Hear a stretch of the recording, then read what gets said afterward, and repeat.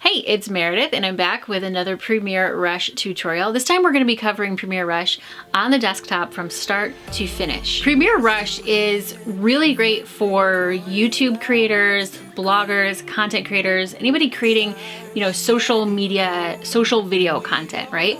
Because it's kind of the best of both worlds. It's simple and easy to use, easy to learn. You can use it on your phone, you can use it on your desktop, but it has all of the essential editing functions of Premiere Pro. Premiere Pro is kind of like a black hole. It's not ideal for somebody that just wants to create social video content. So Premiere Rush really kind of bridges that gap. I covered how to use Premiere Rush on the iPhone in my very last video. I'll link that for you here. As you know, with Adobe Creative Cloud, the edits that you make on your phone will sync to Premiere Rush on your desktop and vice versa. So I'm going to show you exactly what that looks like. Plus we're going to start a project and go step by step, start to finish, over on my Mac. So let's open up Premiere Rush here on my desktop. The only project that I currently have in here is the one that I created in my last tutorial, which was how to use Premiere Rush on your iPhone. So I created a little pre-wedding sequence on my phone using Premiere Rush that's automatically syncing using the Creative Cloud to the desktop version. And I'm not going to open that quite yet. I want to show you how to create a new project with Premiere Rush on the desktop. So we're going to hit this blue button, create a new project, and we can choose media from really anywhere. I have these files from my GoPro Hero 5 Black. I have a lot of clips here and I don't know that I necessarily want to import them all at once. So let's see, I worked on like the before the wedding stuff. Maybe this one. So just like on the app, you can select these things and you can make them go in whatever order you want. And then you can always rearrange them also. But I think I'm just going to select a bunch of different shots here. This wedding reception was in a barn. There wasn't a whole lot of natural lighting. And so they're going to be kind of dark, but that should be enough. That's plenty of clips. So we're going to put wedding reception as our project name. And I do want to have it syncing with that Creative Cloud, just in case I want to pick this up on my phone and edit some on my phone. And I'm going to hit create. So it'll take a few moments to put your clips together and get your project started. But there we go. So now I have my clips down here.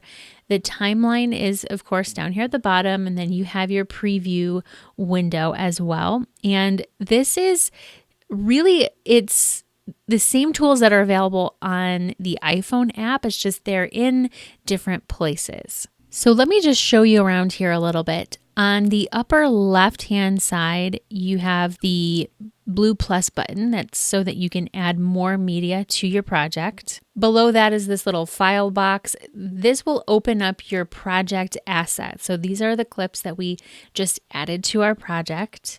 On the lower left-hand side of this menu is the little scissors tool. That's where you can split your clip in half. And if we do that, let's see, if I just put this somewhere and say I want to split it there, it's going to take that clip and split it right in half. I'm going to hit Command Z and undo. Below that, we have the duplicate button. So that's going to duplicate whatever clip you have selected. And then we also have the trash bin if you want to remove a clip. You can also hit the delete button on your keyboard. And below that is the button to expand the audio so that you can see your waveforms a little bit here. And below that, you can toggle your tracks. And when you have this opened up here, you can see that you have, maybe hard to see on the video, but you have other tracks available to you if you want to move some things around, kind of like that. You can also lock a track or adjust the volume, mute the track, and make it completely invisible while you work on something else or focus on the audio. So I'm going to put that away. I want to come up here to the right-hand side, the top right. This is where you're going to find where you add your titles, and then below that, your transitions, your color, your audio adjustments, and your crop and rotate adjustments. A couple of other things that are almost a little bit hidden. One is this ability to adjust your monitor size, which then also adjusts your timeline size. So if you feel like you need to see what's happening a little bit bigger on your timeline, you can just grab this and adjust things like that. You can also zoom in on your timeline. I don't see a button for this, but if you press the plus button on your keyboard, it'll zoom way, way, way in. And if you press the minus button, it will zoom way, way, way out. And if I hit play here, you'll notice that we have the audio levels here over on the right hand side. And while we're playing here, just notice that you can press the space bar to pause or play where you're at in your timeline. You can pause that there. You can also advance one frame forward or one frame back. And you can also go to the end point, meaning it'll go to the end of that clip that you're on. So this tells you here this tells you, if you hover over these, what to press to navigate. So play is space, play or pause. You can press the right arrow to go one frame to the right, or you can press the down arrow to go to the next clip, or the up arrow to go to the previous clip. And to find where you want to be on a clip really quickly and easily, you can just drag this scrubber bar, the time indicator bar. You just drag it where you need it to go. You also have the ability to drag from up here. Okay, and if you want to view your video full screen, you can view it full screen. There's my husband there. And lastly, I don't know why they hide this away, but if you click these three little dots, it says more playback and sequence options. This is where you can switch to a portrait mode or square mode. You can also select your preview quality. So if your computer's running a little slow and your playback is a little bit choppy, if you select low, then your computer doesn't have to work so hard while you're editing to show you what it looks like. So it might look a little fuzzy, a little bit low quality while you're editing, but it won't be that way when you export. So that's where you can find all of that stuff there. I'm going to keep mine on low because I'm recording a screencast and sometimes my computer doesn't cooperate with me. And we'll explore these other options for orientation in just a little bit when we make a vertical version of this video. So now that you know where all of the tools and menu options are, let's show you some of the actual editing functions as you go here. So all of your clips are together with the audio. So what I usually like to do is just start at the beginning and focus on any pieces and parts of a clip that you know that you want to keep. I'm going to delete this very first clip. I don't think that's really adding anything. So I don't usually make a whole lot of decisions at first. I like to just kind of scrub through here.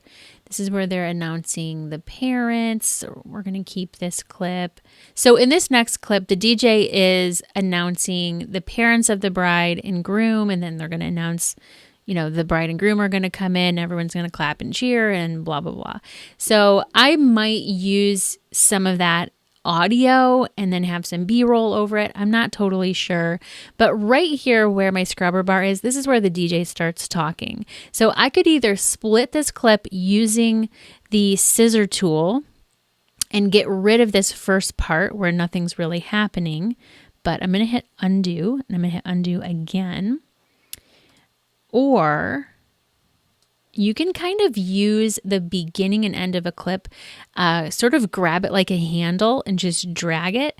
And then you're trimming right up to that point, right where your blue scrubber bar is. So you may have clips that you simply want to trim the beginning and the end off, or you may have clips like this one that may end up getting chopped up as you go and then removing middle sections of it. So I know that this clip is going to take a little more finessing because there's announcing going on, there's cheering, there's dancing, but we know that at the end, the bride and groom come in, so we're just going to keep this as it is for right now. Now, I know you definitely don't want to sit here and watch me, edit my brother's wedding reception. So I just want to make sure that you have all of the tools and everything that you need to be able to edit your videos. So there's a couple other things you may want to look at. I'm going to expand my tracks here.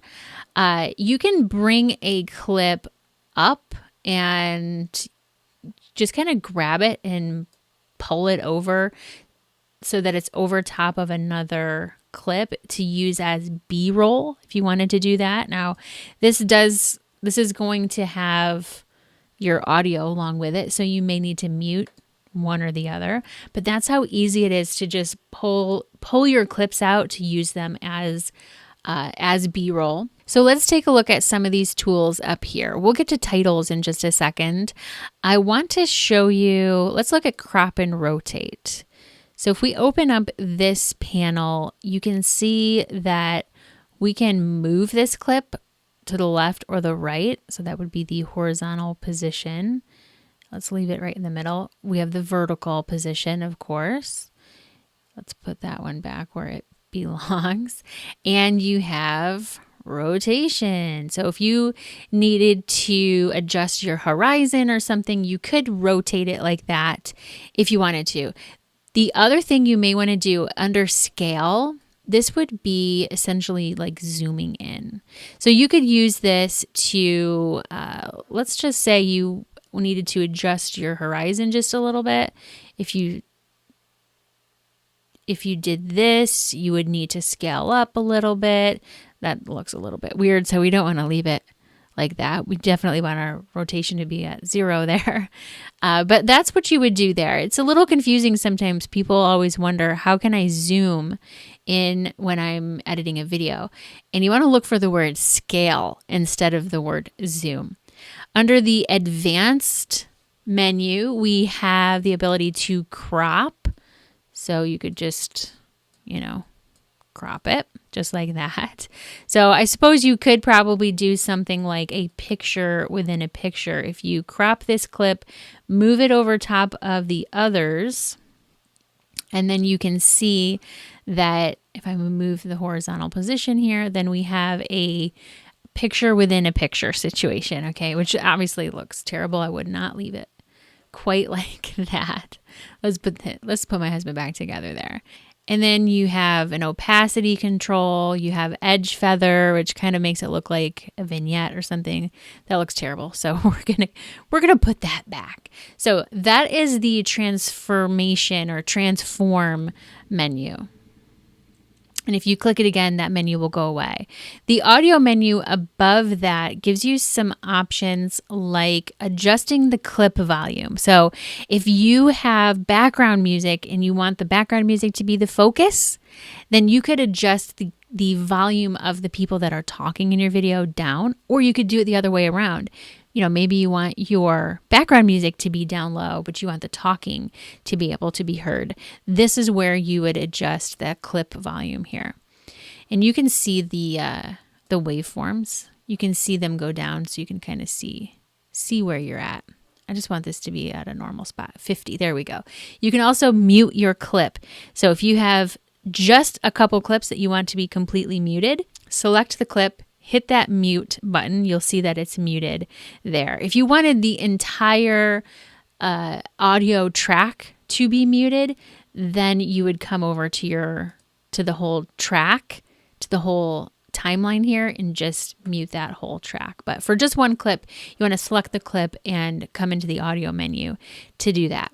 Under the advanced menu here, this is really going to depend on what's going on in your video, what the audio sounds like, and what you want to have happen.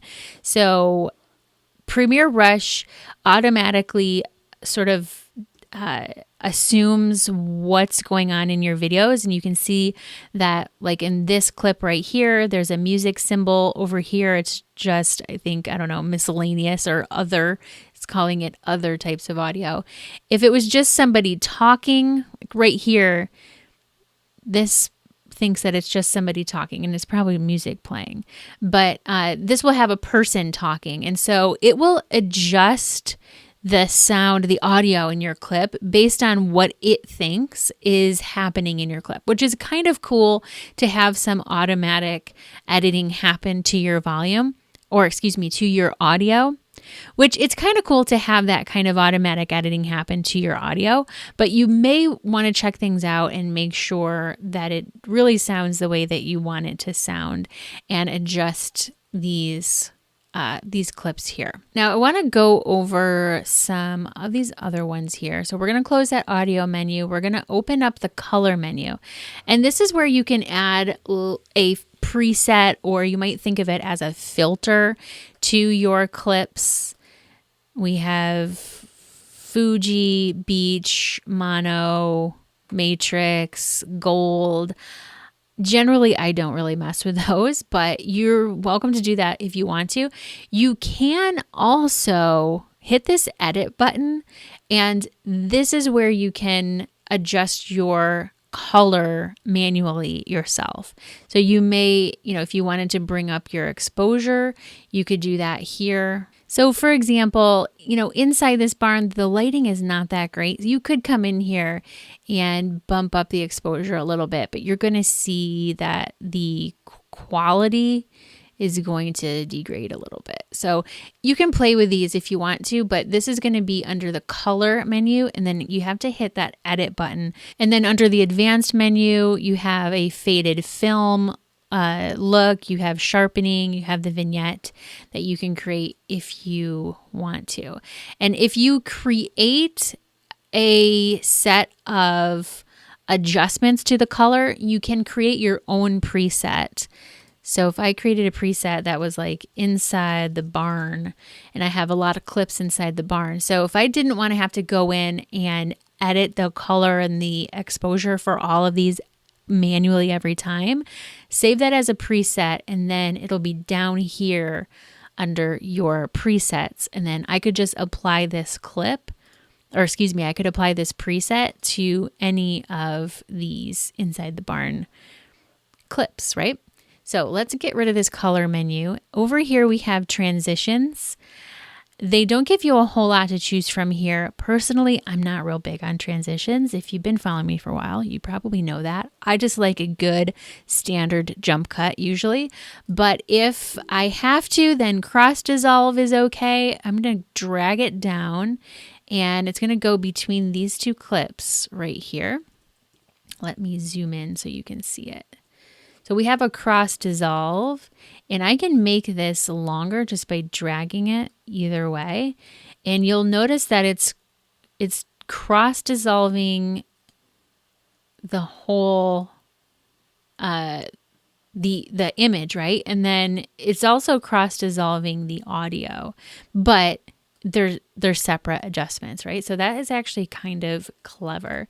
Cross dissolve would just mean that one clip is going to start to dissolve in, essentially, or start to appear, while the one that's going out is going to start to disappear. So they overlap a little bit, and then they keep going. So you also have a dip to black. If I bring that down, it's going to come over like this. So this is going to dip to black, and then from black going to come back up on another clip. So dip to black works really well at the end. So does a dip to white. I wouldn't put these between all of your clips. It's going to get a little bit crazy.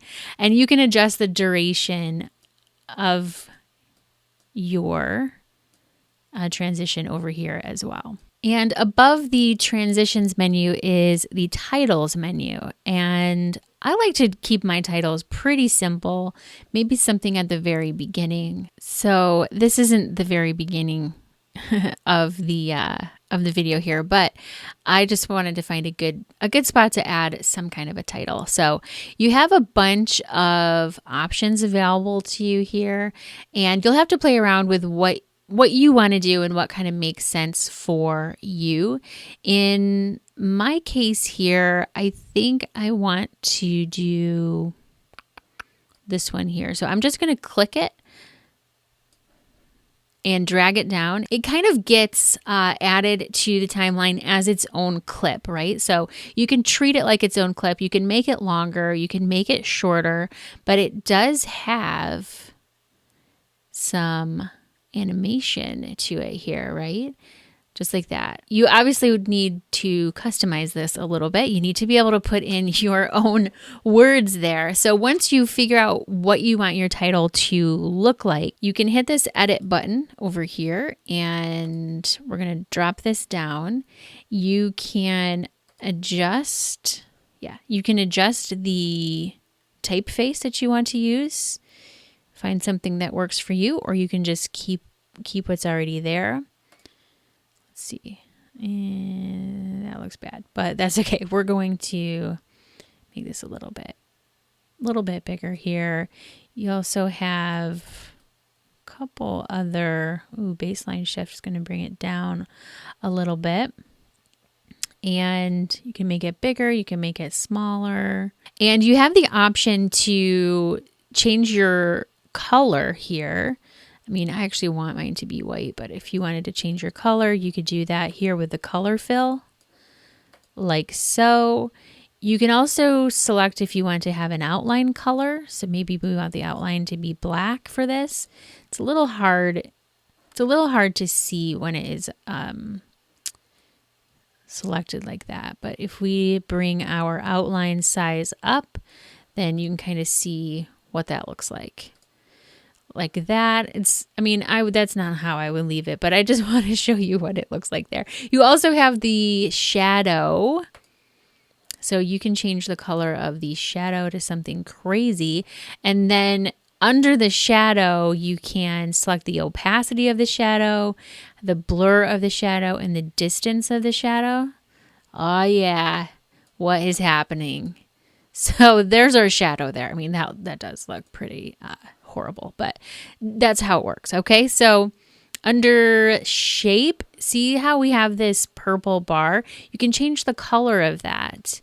So we definitely want it to be as ugly as possible at this point, right? So let's go with something yellow. Yeah, awesome. And then what is our color fill gonna do? I'm not totally sure, but if it's green, it'll be hideous. So I'm not sure what we may not have any shape to have a color fill because it's just a line. So there's the title.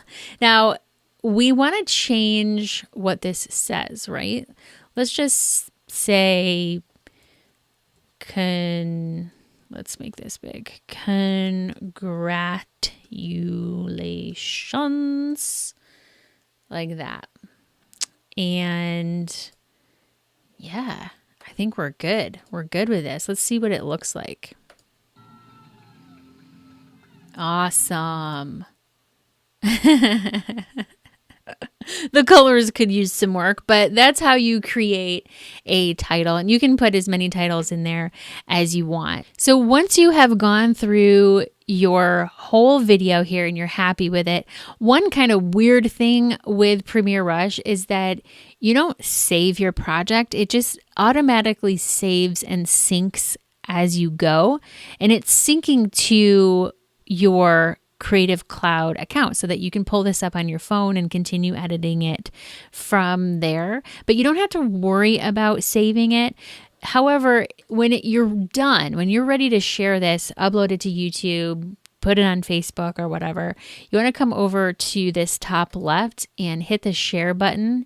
You can change, you can say wedding reception, and we have some advanced settings here. Right now, it's going to export it automatically. It's going to kind of make some assumptions about what we want the quality to be and stuff like that. So you can also choose whether you want it to be 1080 or scale down to 720 for Facebook or YouTube or what have you. So we're just going to hit with automatic for right now, which is going to be 1080p full HD. That's perfect. Our frame rate is fine. Our audio is fine. And we want it to be high, the highest quality there. And this is going to save, see, we have local selected. This is going to save to my hard drive, right? Right now it's selected to save to my documents folder. So if I hit that, I should be able to select a different folder. We'll choose the desktop, and it will even tell you your estimated file size. You also have the opportunity to have it go directly to YouTube, Facebook, Instagram, or your Behance account if you have one of those. And I don't like to upload things directly from a piece of software. I like to look at the exported video first and preview it on my desktop before I upload it to social media. But you could go straight to one of those places. It's a little more complicated because if something doesn't work and it doesn't show up where you think it's supposed to show up, then you don't know where, who dropped the ball. So I like to export it directly to my desktop and then upload it to social media from there. So once you have all of your settings all situated, you can hit the export button. I don't think I want to sit here and export this whole entire thing for you though, because I want to go back and show you what you can do. We're going to hit cancel render. Let's go back to our edit screen. Now we have this horizontal video, right? And this would be perfect for YouTube. It would be perfect for Facebook, but what if you wanted to take just a few highlights from this and maybe create an Instagram story or IGTV or something like that, right? Well, you could take this whole entire project and sequence and make the whole thing portrait by going to these hidden 3 dots and go to orientation and portrait. And this is going to make your frame in portrait mode. This is the exact dimensions that you would need for a vertical video for IGTV or Instagram stories or Facebook stories. But you can see that you obviously need to make some changes to this because it's a horizontal video clip, right? So if you come to the frame menu here, this is where you can, let's see, we would want to scale it up a little bit. And then if you needed to, you can change the horizontal position or the vertical position. So you can also leave it just like this and put a title above it and below it so that you're not losing quality by scaling up, but you're still filling the whole frame with something. And then you would export it just the same way that you did the first time. If you go to share, and it's going to export at the resolution and frame size that you have this set at. So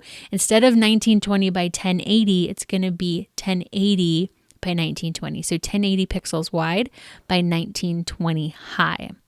And you would hit export, and we're not going to do that because I want to go back again. So you could flip-flop back and forth between these two things, landscape and portrait, but I mean, it's a good idea to edit one. I like to edit the YouTube version of my videos first and then bring what you want over into a portrait-oriented project. Now, if you are going to be creating different versions of the same video for different social media platforms, like I just showed you, you may not want to chop up the project you just worked on to make it work for Instagram stories, for example. So what you can do is make a duplicate. Let me get rid of this menu. Make a duplicate of this entire sequence and edit the duplicate. So come over to your project assets. And so this has our clips that are in this project. Way down at the bottom, you're going to see sequence 3. That's the name of this project, Wedding Reception Sequence 3. If you come down to these little 3 buttons, you can hit duplicate and you can even hit rename. So you can say so this is going to be reception Instagram story and hit rename. Now you have 2 identical sequences and they're both identical. You just edited them and then made a duplicate. So now you could change this orientation to portrait, and you could chop this up as much as you wanted, get rid of a bunch of stuff, and maybe just create an Instagram story highlight reel, right? If you will. And the original project will stay the same. So you have your original edit for YouTube and Facebook, that horizontal landscape version of the video. And then you have another sequence where you can chop things up a little bit to create a portrait orientation video for Instagram or Facebook stories. So that is how you use Adobe Premiere Rush on the desktop. If I hit this home button, you're going to see the project show up here in my projects pane. So we have our pre-wedding project that we edited on our phone. We have the wedding reception that we edited here on our desktop. Now don't forget that all of the edits we just made on the desktop are going to sync to Premiere Rush on your phone, where you can edit them further if you want or add more media to your project. If you're not sure how Premiere Rush works on your phone, I've got a tutorial that I can hook you up with here. Stay tuned, hit subscribe, show me a like, and let me know in the comments if there are any questions that I can answer for you in a future video.